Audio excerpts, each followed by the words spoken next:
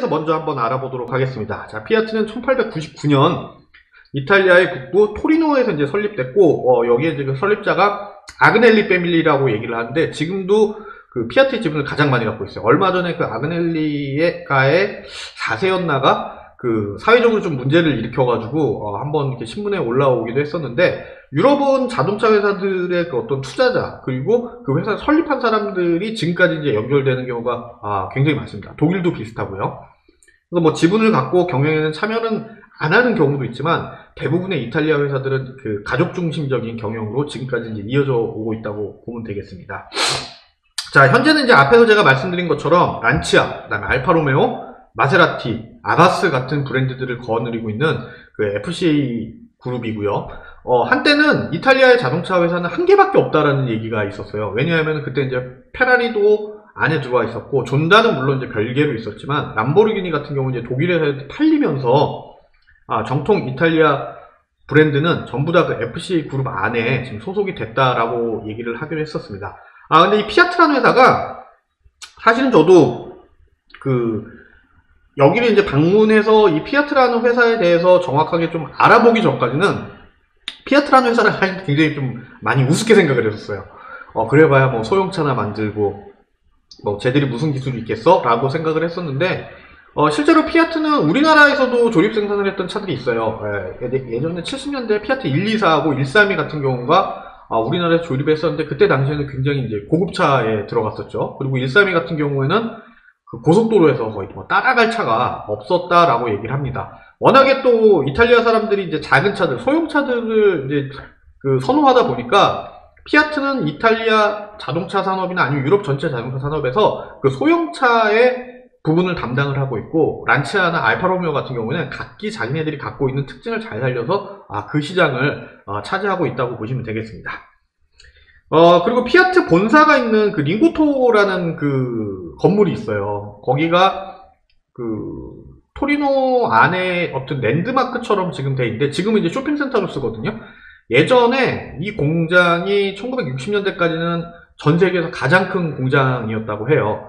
그래서 지금은 그 공장이 다른 데로 이전을 하고, 그 안에가 이제 복합문화센터랑 이탈리아의 그 공업대학이 들어와서 이제 사용을 하고 있는데, 이 안에 들어가면은 피아트에서 운영을 하는 그 호텔이 또 있어요. 왜냐하면은 워낙에 이제 글로벌 기업이다 보니까 전 세계에서 오는 바이어들이나 아니면 그 관계자들이 이제 묵을 수 있는 공간을 생각을 하다 보니까 그 안에 뭐 헬스클럽도 있고 뭐 여러 가지 시설들이 다 복합적으로 모여 있는데, 여기는 사실 피아트만 그런 건 아니에요. 우리나라도 지금 현대자동차가 그 삼성동에 짓고 있는 사옥 안에 뭐 호텔 낸다 그러니까 뭐 이제 숙박업하냐 뭐 이렇게 얘기를 했는데, 실제로 글로벌 자동차 메이커들의 본사를 가보면은 그 근처에 숙소부터 시작해서 외국에서 온 사람들이 지낼 수 있는 편의시설들이 굉장히 많은 편입니다. 그래서 이건 뭐 무조건 나쁘게만 볼 일은 아니다라는 것도 꼭 알아두셨으면 좋겠습니다. 자, 여기가 바로 이제 그 링고토라는 건물이에요.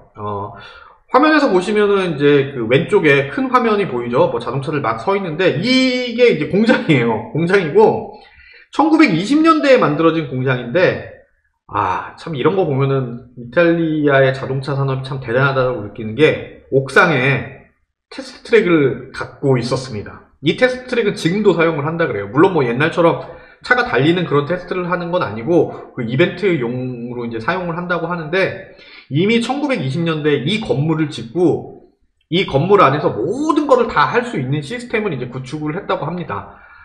그래서 링고토는 사실 이탈리아 자동차를 좋아하는 사람들한테는 어떤 그 이제 성지 같은 그런 역할을 하고 있어요.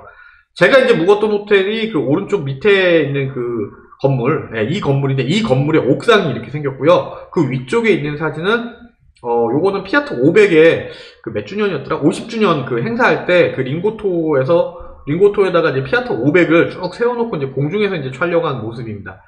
이 공장의 규모를 보면은 굉장히 압도적입니다. 올라가서 보면요.